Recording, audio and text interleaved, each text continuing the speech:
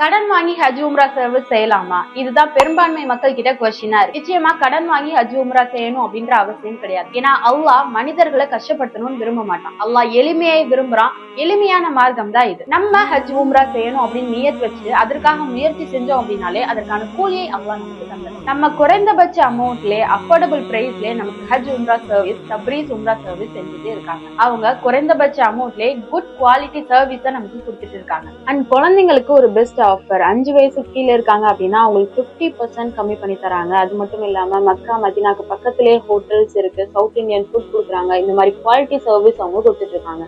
15 வருஷத்துக்கு மேலா ஹஜ் உம்ரா சர்வீஸ் பண்ணிட்டு இருக்காங்க. நம்ம எல்லா மக்களும் அல்லாஹ்வோட இல்லத்தை சென்று வர்றதுக்கான வாய்ப்பையும் ஒரு பாக்கியத்தையும் நமக்கு அல்லாஹ் ஏற்படுத்தி தரணும். உங்களுக்கும் ஹஜ் உம்ரா செய்யணும் அப்படின்ற ஆவல் இருந்தது அப்படின்னா நீங்க தப்ரீஸ் உம்ரா சர்வீஸை கான்டாக்ட் பண்ணுங்க. அவங்க ஆகஸ்ட் பிப்ரவரி பேட்ச் ஸ்டார்ட் பண்ணிருக்காங்க. அதுல இன்ஷா அல்லாஹ் கலந்துக்கிட்டு அல்லாஹ்வோட இல்லத்தை சென்றடைய பாக்கியத்தை நமக்கு அல்லாஹ் ஏற்படுத்தி தரணும்.